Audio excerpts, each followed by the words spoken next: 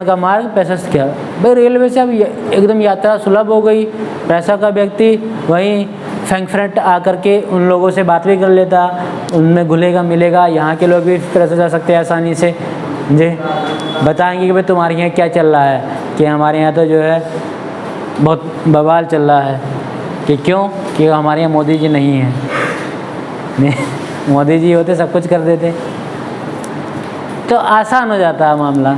एक दूसरे को समझना, एक दूसरे को समझना, भाई मिलेंगे जुलेंगे तो बंधुत्व वाली भावना होगी, ठीक है, बंधुत्व वाली भावना होगी, राष्ट्रीय की चेतना भी आएगी जी। अच्छा, आप लोगों को नहीं लगता ऐसा कि मतलब जैसे घूमने के तौर की अगर बात करें, घूमने के लेवल पर अगर जाएं तो आपके जहन में भी तो बात आती होगी कि चलो घूम के आते हैं जम्मू कश्मीर, वहाँ के लोगों से मिलें, आखिर कैसा है जम्मू कश्मीर। वहाँ के लोगों को भी तो ये जिज्ञासा होती होगी कि चलो मिल के आते हैं उत्तर प्रदेश वाले IAS या बिहार वाले IAS से कैसे हैं, क्या बाकी वहाँ खेती होती है IAS की, हाँ, ये तो जिज्ञासा होती नहीं होती। आपके मन में तो ये होता होगा कश्मीर की राजकुमारी से मिल के आते हैं, हाँ, अरे कुछ तो जिज्ञासा होगी, नहीं अरे ख़त्म हो एकदम, हैं? अच्छा, आप ब्लैंक चेक पे साइन करने की सोच रहे हो बस, तो तब भी तो क्या करोगे उसका, पैसे का क्या करोगे? इतना पैसा कमा के क्या करोगे फिर? छाती पर रख के लेके जाओगे?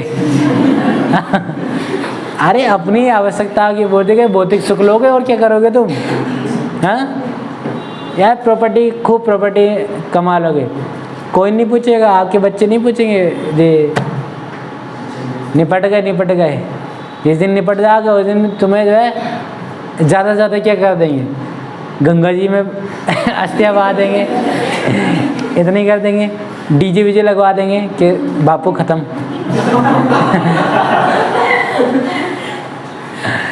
क्योंकि इतना परेशान करते तुम, लगातार कहते पढ़ ले, और पोते तो और भी खतरनाक होते हैं, ये बुढ़ा कब मरेगा, इंतज़ार करते रहते हैं, ठीक है। तब कोई नहीं पूछने वाला आप लोगों को, ठीक है। आगे जब पढ़ाएंगे इतिहास में आता है 4 वाक आते हैं। 4 वाक मतलब 4 वाक व्यक्तियों का एक समूह रहा, उनका एक सीधा पॉइंट था, वो नशेड़ी थी, टाइप क्या थी नशेड़ी बड़े वाले। उनका सीधा फंडा था, उधार मांगो और घी पियो। मतलब एक कथन था उनका, उधार मांग के घी पियो। मतलब डर और नहीं उधार मांगने में, भाई अगर निपट गए तो निपट गए, ले ले, किससे लेगा उधार, नहीं, अपना जब खाओगे पियोगे वही अपना है, बाकी और कुछ नहीं है अपना। अभी कहीं कोई पता थोड़ी है लाइफ का, एक से पल में क्या हो जाए, कोई पता है किसी का? नहीं। एक पल में राजा बन जाओ, अभी फ़ोन आ जाए लॉटरी लगी है आपकी चिंटू सिंह ने 5 करोड़ की, आप कहोगे मैंने तो कुछ ऐसे किया भी नहीं था, क्या नहीं लगी है लॉटरी आपकी। आप जो है रात दिन जो है फेसबुक चलाते हो, तो मार्क जुकरबर्ग ने जो है आपको लॉटरी के नाम पे 5 करोड़ रुपये दिए हैं, और वहीं एक पल में पता चला कि फिर जैसे कॉल आई कि आपको सिर्फ जो है 20,000 रुपये जमा करने हैं, फिर आपको लॉटरी का सारा पैसा मिल जाएगा। चिंटू सिंह ने 20,000 जमा किए, बाकी नंबर फिर मिला गया स्विच ऑफ। 5 करोड़ के कई 20,000 भी गंवा दिए अपने, ठीक है। एक पल में पता नहीं क्या हो जाता है। ऐसी कॉल आई थी, हाँ। अच्छा, विजेता है। कितने लाख रुपए का ऑफर दिया? 15 लाख का। अरे तो मन में लड्डू फूटा होगा, हाँ।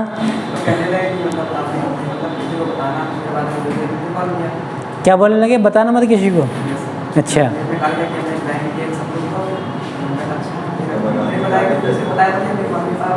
अच्छा,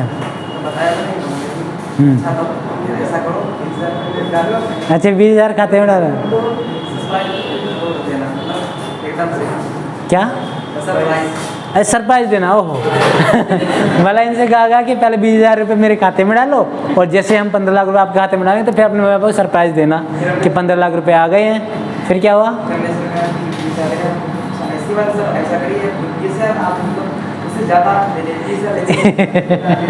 ये देखिए इन्होंने अपना दिमाग लगाया इस वाला। इन्होंने कहा ठीक है, मेरे 20,000 रुपये जो तुम मुझसे ले रहे हो तो जो मेरे 15 लाख रुपए आप लॉटरी के तौर पे मुझे दोगे तो 80 में से काटो, तुम 20 ना तुम 40 काट लो जी, बाकी वापस दे दो।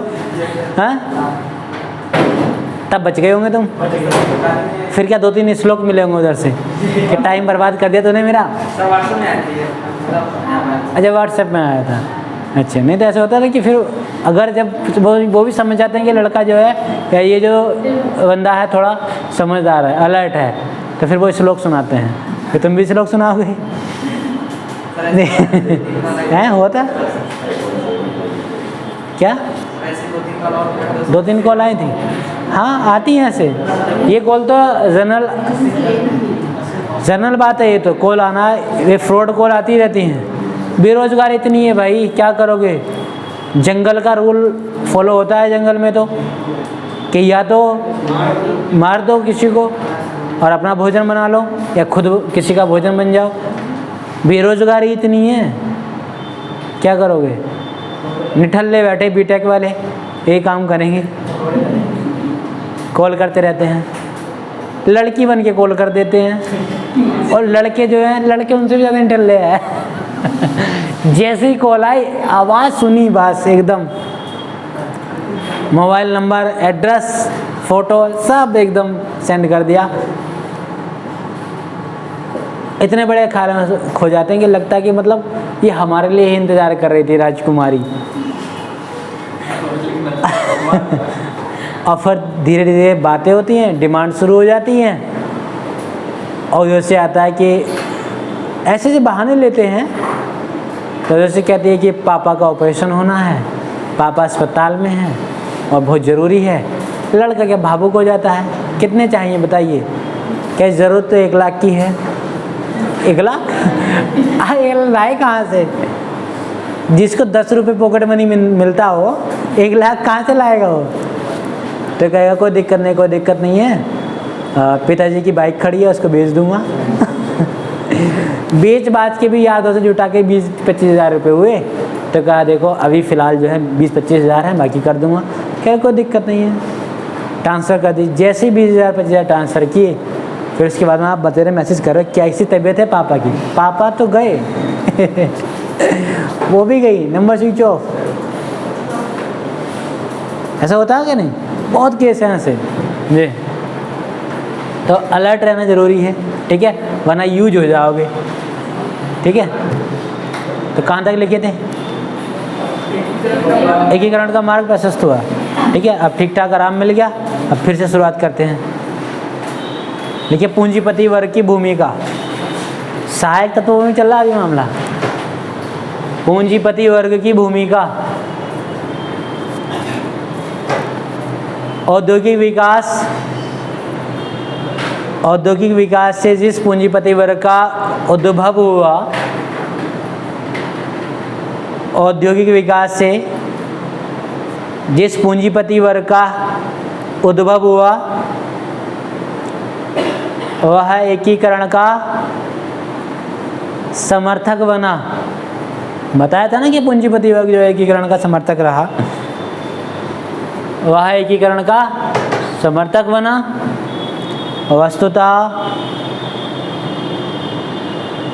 वस्तुतः यह वर्ग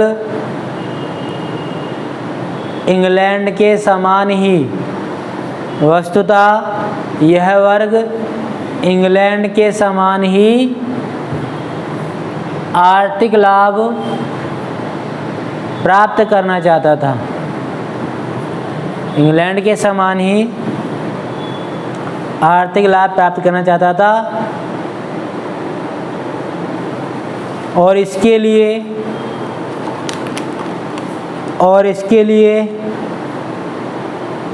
उपनिवेश प्राप्ति पर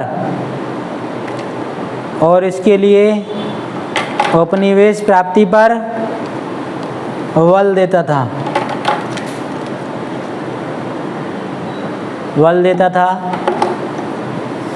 परंतु यह तभी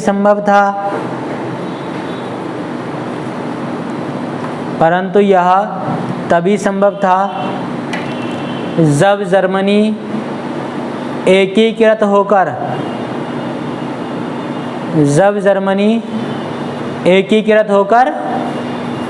शक्तिशाली बने।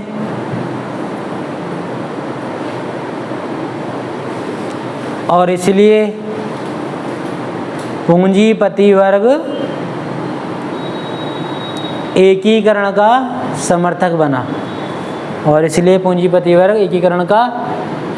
बना। अगला पॉइंट लिखेंगे, बौद्धिकों की भूमिका या ब्रैकेट में कागज स्याही। अब रिवीजन करना बहुत ज़रूरी है भाई, क्योंकि इटली में भी सेम लगभग हेडिंगें सेम पढ़ रही हैं। जर्मनी के एकीकरण में हेडिंग सेम, बल्कि फ्रांस की क्रांति से शुरू हो जाता है सेम हेडिंग। तो क्या होगा, उसमें कंफ्यूज हो जाओगे अगर रिवीजन नहीं करोगे तो कॉन्सेप्ट जो है गड़बड़ जाएगा। ठीक है, तो इसलिए रिवीजन करना बहुत ज़रूरी है। रिवीजन करते रहोगे तो क्लियर रहेगा मामला, मिक्स नहीं होगा। ठीक है, समझे? तो रिवीजन और आंसर राइटिंग जरूर करते रहना है। तो इसमें लिखिए,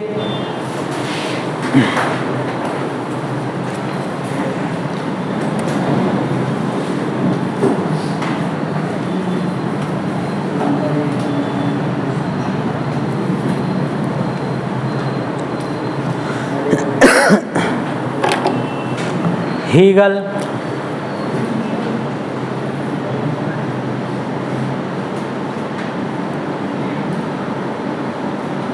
हार्डर, फिक्टे।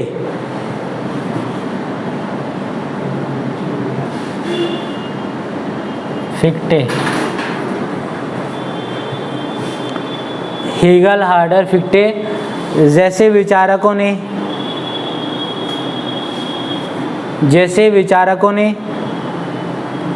एकीकरण का वैचारिक आधार तैयार किया।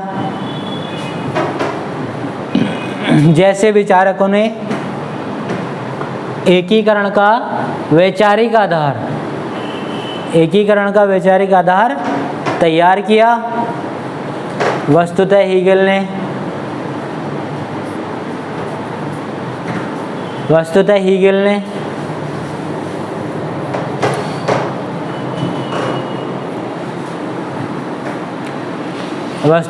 ने राज्य की सर्वोच्चता का सिद्धांत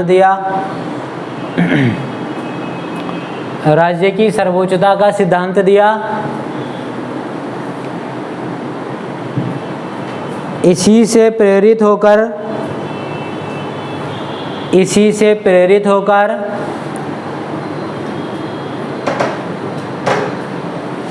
बिस्मार्क एकीकरण की दिशा में बढ़ता है। इसी से प्रेरित होकर बिस्मार्क एकीकरण की दिशा में बढ़ता है।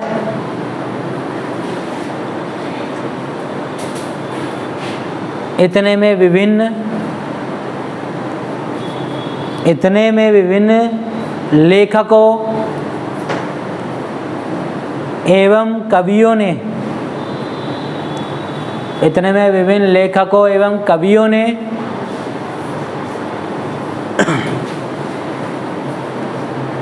अपनी रचनाओं के माध्यम से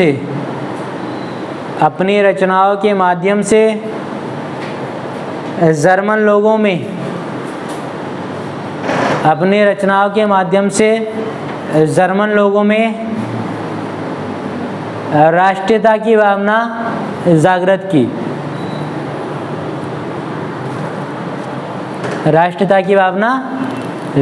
की। अब आखिरी बिंदु लिख लीजिए इसमें, रक्त एवं लौह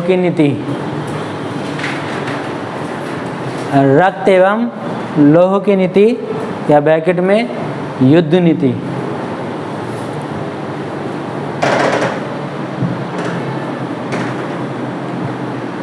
बिस्मार्क ने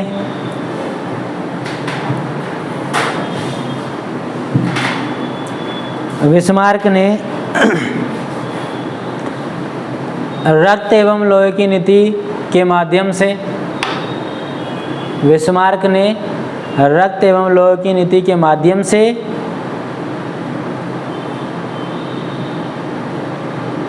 डेनमार्क, ऑस्ट्रिया एवं फ्रांस को पराजित कर डेनमार्क, ऑस्ट्रिया एवं फ्रांस को पराजित कर एकीकरण का कार्य पूरा किया। एकीकरण का कार्य पूरा किया। ठीक है।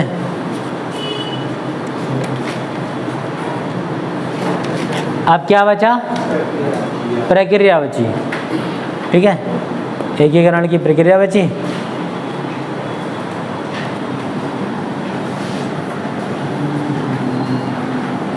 आप लोग थक गए क्या? हाँ, अभी हैं? अभी जान है आप लोगों में? तो ठीक है बेटा, जब तक है जान लगे रहो। ठीक है, आज तक लिखा के छोड़ूंगा 12 पेज। और जर्मनी का एकीकरण आज ही कर लेंगे। नाश्ता ज़्यादा करके आए क्या? समोसा? समोसे से क्या एनर्जी मिलेगी? फैट बढ़ जाएगा आप लोगों का। हाँ हाँ, एनर्जी नहीं आएगी, चटोरी हो जाएगी जीभ। क्या नहीं? एकीकरण की प्रक्रिया देखेंगे।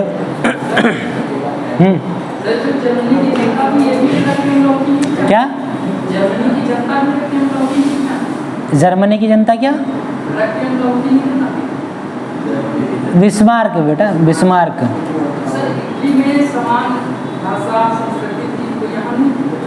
यहाँ आर्थिक सामाजिक विषमता मौजूद थी, बताया था ना, आर्थिक सामाजिक विषमता मौजूद थी। क्यों? क्योंकि छोटे छोटे राज्यों में बटा हुआ था, प्रेसा, बर्लिन।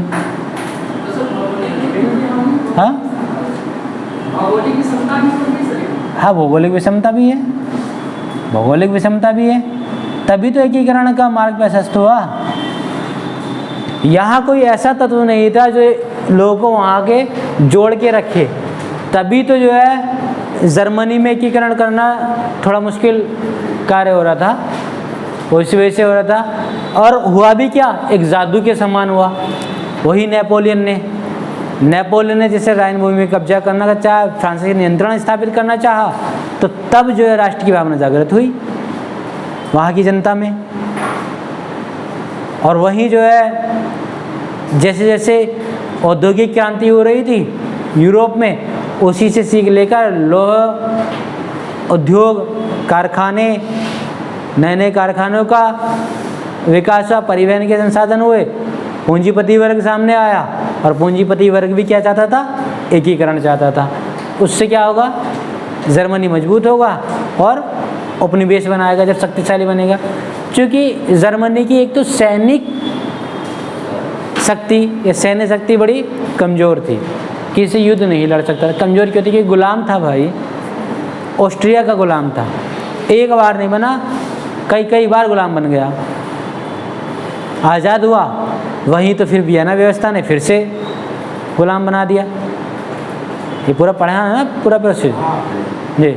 हाँ, ये नहीं था कि मतलब भाषा एक समान हो चाहे वाले से जी, मगर वो चीज़ जुड़ाव नहीं था। जुड़ाव वो तभी आया जब जो है ये रेलवे का विकास हुआ, लोग एक दूसरे के संपर्क में आए, तब ना राष्ट्रीय भावना जागी। हाँ, तो यही विकास के क्रम में वही सामाजिक विषमता भी कम हो गई और आर्थिक विषमता भी कम हो गई, क्योंकि आर्थिक लाभ भी मिला रेलवे परिवहन से, और वहीं लोग एक दूसरे से मिलने जुलने लगे, व्यापार बढ़ा, और जब एक दूसरे से मिलने जुलने लगे तो सामाजिक दूरी भी कम हुई, और सामाजिक दूरी भी कम हुई तो साथ ही साथ भौगोलिक दूरी भी कैसी हो गई, कम हो गई। ठीक है, अब एकीकरण की प्रक्रिया, तो एकीकरण की प्रक्रिया कल करते हैं।